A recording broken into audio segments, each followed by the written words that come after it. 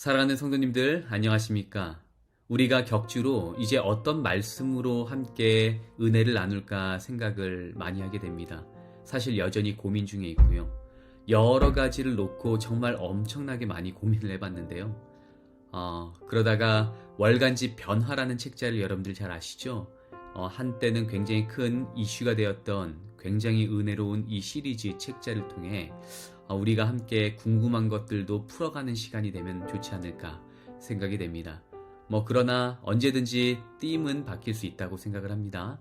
여전히 고민 중에 있고 어떤 주제가 좋을지 좀 고민을 하는 중이기 때문입니다. 여하튼 오늘은 월간지 변화 시리즈 여러 가지 주제가 있지만 하나님, 내가 왜 이런 고통을 당해야 합니까? 라는 주제로 그곳에 나온 이야기를 함께 풀어가면서 궁금한 것들을 우리가 좀 해결하는 그런 시간이 되면 좋겠다 생각이 됩니다. 여러분들 신앙 월간지 변화라는 책자를 아시죠? 보시면은 굉장히 은혜로운 주제로 또 우리의 가려운 부분을 잘 긁어주고 있는데요. 그 내용들을 함께 하나하나 이제 보겠습니다. 자, 하나님, 내가 왜 이런 고통을 당해야 합니까? 자, 이런 질문을 우리가 가질 수 있죠. 굉장히 흔하면서도 중요한 성경적인 이해가 될 거라고 저는 생각을 합니다. 이것을 알지 못하면 우리는 작은 고통 가운데에서도 하나님을 원망하거나 불평하면서 하나님을 오해할 것이기 때문입니다. 오늘은 고통의 이유, 목적에 대한 내용을 좀 살펴보고 우리 삶에서 일어나는 여러 고난들, 그것들을 성경적으로 정리하는 시간이 되면 좋지 않을까 좀 생각해 봅니다. 여러분들은 어려운 일이 연속해서 생길 때 어떤 생각을 하십니까? 예전에 저희 막내 담비가 놀이터에서 떨어져 이 코 밑에 인중이 쇠에 부딪히는 사고가 있었습니다. 이 토끼니하고 이 잇몸 사이를 이어주는 요 입술이 시커멓게 변해가지고 정말 통통 부어 있었습니다. 아이는 고통을 호소하면서 여러 날을 지내게 됐는데요. 그런데 집에서 큰 나무 의자가 하나 있었는데 거기에 매달리다가 나무 의자와 함께 뒤로 넘어졌는데 하필 어디를 부딪힙니까? 하필 다쳤던 그 부분에 정확하게 나무 의자가 떨어져서 또 다치게 되었습니다. 붓기가 가라앉을 새가 없이 또 부어오른 것이죠. 아이 엄마가 얼마나 속상했는지 모릅니다. 그리고 재미있게도요, 하루 이틀 뒤에 삼남매가 같이 체조를 따라한답시고 점프를 했는데 또다시 인중 부위를 오빠가 이 머리로 부딪혀가지고 또 그곳이 찢어져서 피가 나는 것입니다. 붓기는 다시 시작되었고요. 인중은 갈수록 시커멓게 상처가 심해졌습니다. 아이 엄마는 소파에서 아이를 붙잡고 사실 눈물도 흘렸습니다. 왜 다치는 곳만 이렇게 다치느냐 속상한 것이죠. 그리고 또 신기하게도 얼마 뒤에 집 앞 이 잔디밭 쪽에서 아이들이 놀고 있었습니다. 그런데 둘째 은우가 두꺼운 나무가지를 주워들고 멀리 던졌는데 아이의 손이 얼마나 미숙합니까? 그게 담비에게 날아갔는데 담비의 어디를 맞은 줄 아십니까? 하필 정확하게 그 인중 부위를 모서리를 또 맞고 찢어지게 된 것입니다. 당연히 그것이 또 붓기가 시작됐고 엄마는 정말 왜 이러는지 정말 속상해서 눈물을 또 흘리게 된 것을 느낍니다. 아내는 자신이 하나님께 잘못한 것이 있지는 않은지, 왜 이런 일들이 반복해서 기이하게 생기는지 하나님에게 묻기 시작한 것입니다. 어쩌면 하나님 탓으로 돌리고 있지는 않은가 뒤돌아보게 되기도 합니다. 여러분들은 어려운 일이 생겼을 때 어떤 생각을 하십니까? 한번 개인적으로 생각을 해보시길 바랍니다. 몇 해 전에 미국 플로리다주에 대규모 허리케인이 불어 닥쳤습니다. 큰 재산 피해가 있었고요. 수많은 사람들이 목숨을 잃었습니다. 그때 허리케인에 가족을 잃고 전 재산을 잃은 어떤 사람이 너무나 원통해서 플로리다 주지방 법원에 누구를 고소했을까요? 하나님을 고소했습니다. 플로리다 주지방 법원은요, 이렇게 어떻게 되었을까요? 우주를 창조하신 하나님께서 인간의 법정에 피고로 서게 된 일이 있었고 이 일이 언론에 보도가 되었습니다. 그래서 짧은 시간에 많은 사람들이 관심을 갖게 되었습니다. 재판 날짜가 되자 법원 안에는 수많은 언론들과 사람들이 붐볐습니다. 사람들은 법원 앞에 모여가지고 과연 하나님이 나타나셔서 피고석에 앉으실까? 누가 어떻게 변론할까? 여러 가지 추측을 합니다. 검사는 하나님을 상대로 어떤 논거를 내릴까? 이것도 궁금했던 모양입니다. 그래서 시간이 되자 법정 문 앞에는 다음과 같은 공지가 뜨면서 이 사건이 일단락되었습니다. 하나님께서 나타나지 않으셨음. 하나님께서 나타나실 필요가 없었습니다. 왜냐하면 재난은 하나님의 책임이 아니기 때문입니다. 지금 지구에 일어나고 있는 수많은 재난들을 여러분들 보고 계시죠? 그런 고통들은 하나님께서 일으키신 것이 아닙니다. 태초에 하나님께서 이 세상을 재난이 전혀 없는 곳으로 만드셨죠. 에덴 동산에는 재난도 없었고 불행도 없었고 죽음도 없었습니다. 그러나 마귀가 아담과 하와를 유혹해서 죄가 이 세상에 들어오게 되었습니다. 죄가 세상에 들어오자 나뭇잎이 떨어지기 시작했고 땅에서는 가시나무가 올라오기 시작했습니다. 독초들이 생기기 시작했던 것입니다. 죽음이 생기고 질병과 고통이 생긴 것입니다. 그러므로 재난과 고통은 마귀 때문에 시작된 것이죠. 모든 고통과 재난의 책임은 마귀, 사탄에게 있는 것입니다. 그럼에도 불구하고 마귀는 재난과 고통이 일어날 때마다 그 모든 책임을 하나님께 돌리도록 우리의 시선을 옮기고 있는 것입니다. 그래서 많은 사람들이 재난이 생기고 사고가 나고 병에 걸리면 누구를 원망합니까? 하나님을 원망합니다. 하나님, 내가 무슨 죄를 지었길래 암에 걸려야 되나요? 이러한 질병에 시달려야 되나요? 하고 하늘을 바라봅니다. 하나님께서 죄 때문에 재난과 고통을 주신다고 생각하는 거죠. 정말 재난과 고통은 하나님 때문일까요? 우리는 이 질문에 대해서 답하기 위해서 누가복음 13장에 있는 말씀을 좀 읽으면 좋겠는데요. 실로암 망대가 무너지는 일이 있었습니다. 우연히 실로암을 지나고 있던 사람들이 그 망대가 무너져서 여러 명이 죽게 된 것입니다. 유대인들은 그 죽은 사람들이 큰 죄를 지었기 때문에 그렇게 되었다라고 쑥덕거렸고 가족들에게 상처를 주었습니다. 그러나 예수님께서는 유대인들의 쑥덕거림에 대해서 어떻게 답하셨는가? 여러분들 한번 읽어보시기 바랍니다. 이렇게 답했습니다. 또 실로암에서 망대가 무너져 치여 죽은 18사람이 예루살렘에 거한 모든 사람보다 죄가 더 있는 줄 아느냐? 너에게 이르노니 아니라. 예수님의 답변은 망대가 무너져 죽은 사람들이 예루살렘 사람들보다 죄가 많지 않다는 것을 이야기합니다. 그 당시 예루살렘은 유대교회와 이 대제사장, 지도자들이 있는 곳이었죠. 다시 말해 망대가 무너져 죽은 사람들이 유대교회 지도자들보다 더 악하지 않다라는 것을 지금 말씀하고 계신 것입니다. 그러므로 죄 때문에 망대에 깔려 죽은 것이 아니죠.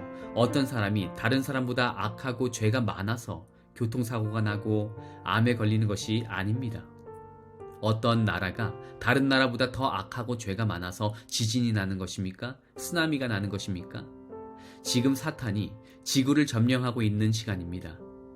그래서 비록 죄 없는 의인이라 할지라도 예수님께서 재림하셔서 지구를 사탄의 손으로부터 완전하게 구원해 주실 때까지 재난과 고통을 당하면서 살아갈 수밖에 없습니다. 그러나 하나님은 사랑이시기 때문에 우리가 당하는 재난과 고통과 슬픔 속에서도 우리와 함께 계십니다. 우리는 이 세상에서 일어나는 슬픔과 고난에 대한 정확한 이유와 목적을 알 수 없습니다. 그러나 많은 사람들이 전체 숲을 보지 못하고 몇 그루 나무를 보고서 쉽게 실망하고 원망하고 하는 잘못을 범하고 있는 것이죠. 우리는 예수님께서 재림하시고 하늘에 간 다음에야 비로소 우리가 받은 고난과 시련이 어떤 것인지를 깨닫게 될 것입니다. 여러분들 아우구스티누스라는 사람을 들어보셨죠? 고통의 문제를 좀 이렇게 다루는데요. 한 장의 자수로 비유를 했던 적이 있습니다. 자수의 뒷면을 볼 때 거기에는 여러 색깔의 실이 서로 복잡하게 얽혀 있는 것을 보게 됩니다. 자수의 그림이 어떤 것인지 전혀 알 수는 없습니다. 그러나 자수의 앞면을 보면 거기에서 우리는 아름다운 그림의 의미를 이해하게 됩니다. 이와 마찬가지로 인간적인 눈으로 볼 때 고통의 문제는 결코 이해될 수 없습니다. 그러나 신앙의 눈으로 고통을 볼 때 비로소 아름다운 질서가 있고 구원의 신비로운 섭리가 섞여 있는 것을 보게 될 것입니다. 우리는 구약 성경에서 욥이 사탄의 도전을 받게 되었고 까닭없이 고통을 당하는 모습을 기억합니다. 자, 욥기 1장에는요. 사탄이 하늘총회에 참석하는 장면이 나옵니다. 그 회의에서 사탄은 자신이 이 지구를 두루두루 돌아다녀 보았는데 하나님을 진심으로 경외하는 사람들을 찾을 수 없다 주장했죠. 지구에 하나님을 진심으로 경외하는 사람이 없기 때문에 지구에 대한 권리가 자신에게 있다는 이 사단의 주장이 마치 타당한 것처럼 주장을 한 것입니다. 읽어볼까요? 하루는 하나님의 아들들이 와서 여호와 앞에 섰고 사탄도 그들 가운데 왔는지라. 여호와께서 사탄에게 이르시되 내가 어디서 왔느냐? 사탄이 대답하여 가로되 땅에 두루 돌아 여기저기 다녀왔나이다. 이때 하나님께서 사탄에게 욥에 대해서 아느냐 물으시면서 욥에 대해서 이렇게 설명하셨습니다. 여호와께서 사탄에게 이르시되 내가 내 종 욥을 유의하여 보았느냐? 그와 같이 순전하여 정직하고 또 하나님을 경외하며 악에서 떠난 자가 세상에 없느니라. 하나님께서는 아직 욥 같은 신앙인이 있기 때문에 지구가 사단의 소유가 아니라는 답변을 하셨습니다. 그러자 사단은 반박하죠. 욥이 하나님을 섬기는 이유는 하나님을 진심으로 사랑해서가 아니라 하나님께서 많은 재물을 축복해 주셨기 때문에 또 여러 가지로 축복해 주셨기 때문에 그렇게 순종하는 것처럼 보인다 주장한 것이죠. 다시 말해 이 욥이 하나님을 섬기는 이유는요. 기복신앙 때문이라는 것입니다. 자신의 이기적 욕심을 채우기 위해서 하나님을 섬긴다라는 것이 사탄의 고소였죠.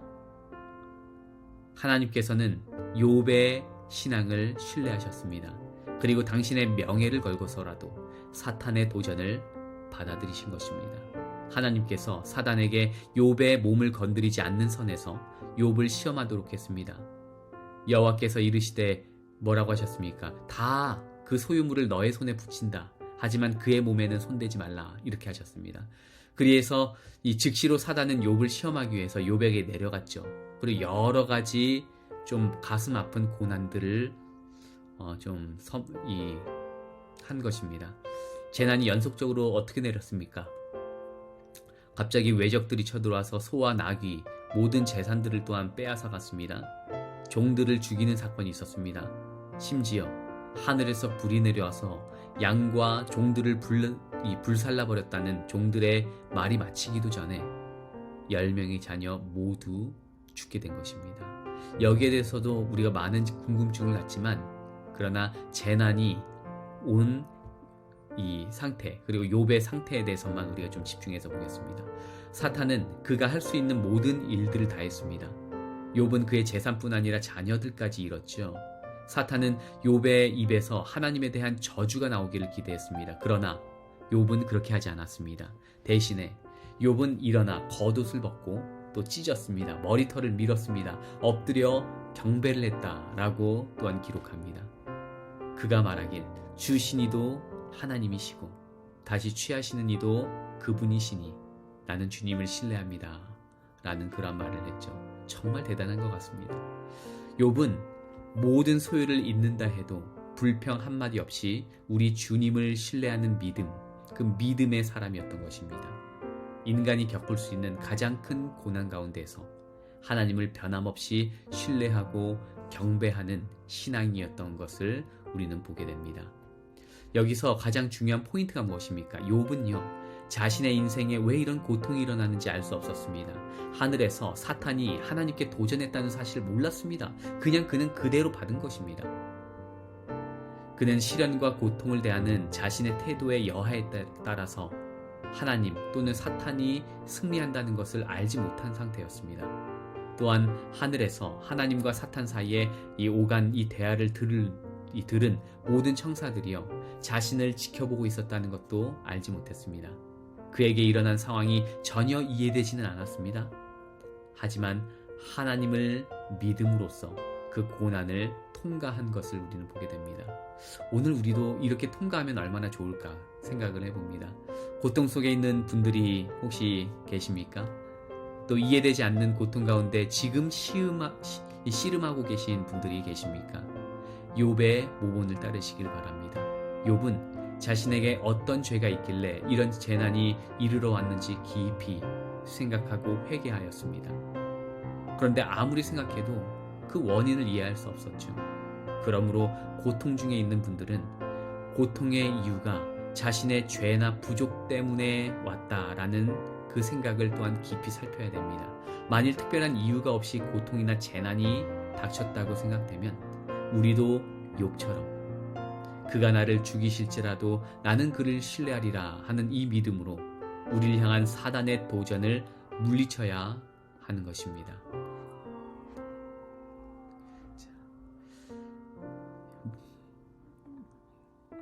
다른 이야기 준비한 거를 좀 넘어가고요. 네. 여러분들, 사람은요, 자신이 이해할 수 있는 한계 내에서 다른 사람들을 도와줄 수 있죠. 투병 생활을 해보지 않은 사람은 병자들의 느낌과 절망이 이해되지 않습니다. 예수께서는 시험받은 자들이 또 그들을 능히 도울 수 있다라고 하셨습니다. 자기가 시험을 받아 고난을 당하셨기 때문에 예수님께서도 오늘 우리 인간을 누구보다도 이해하실 수 있는 것입니다. 그래서 예수님은 참으로 위로의 왕이시오 또 위로의 사람인 것입니다. 바울이 그토록 갈망했던 갈망이 바로 이러한 갈망이었다고 성경은 이야기합니다. 그는 그리스도께서 경험하셨던 그 방법 외에는 자신이 다른 사람들을 자비롭고 또 은혜롭게 도와줄 수 있는 사람으로 변화될 수 없다는 것을 깨달았습니다. 또한 그의 고난의 경험을 통해 그리스도의 경험을 알게 되기를 호소했습니다. 그래서 뭐라고 했냐면 제가 좀 읽어드리겠습니다. 그 부활의 권능과 그 고난의 참여함을 알려하여 그의 죽으심을 본받아. 빌립보서 3장에 있는 말씀인데요. 이러한 이유 때문에 바울은요, 고통 속에서도 즐거워할 수 있었고 남겨진 육체의 가시에 대해서 만족한 마음으로 하나님께 자족하며 살아갈 수 있었던 것입니다. 여러분들 오늘 고난 가운데 있으신 분이 계십니까? 선행을 행했지만 오해를 받아 정말 가슴 아픈 일을 겪으신 분들이 계십니까? 우리는 성경의 인물들, 무엇보다 바울, 베드로, 그리고 누구보다도 예수님의 그 모본을 생각하고 억울함 중에도 진리를 붙드는 그 신뢰, 마음, 우리가 그러한 사람이 되면 좋겠습니다. 오늘은 여기까지 다루고 또 다음 시간에 보도록 하겠습니다. 다 함께 기도하겠습니다. 사랑 많으신 아버지 하나님, 이해되지 않는 고통 가운데 우리가 이 길을 걷고 있다면 주님께 우리의 마음과 시선을 돌려 주님을 신뢰할 수 있는 마음, 그리고 주님 앞에 우리의 마음을 회개할 수 있는 그러한 마음까지 선물해 주시옵소서. 그래서 주님과의 친밀함이 날이 갈수록 깊어지고 인생의 깊이가 깊어질수록 하나님 그리고 주변에 있는 이웃들을 사랑할 수 있는 마음을 더욱더 선물해 주시옵소서. 예수님의 이름으로 감사하며 기도합니다.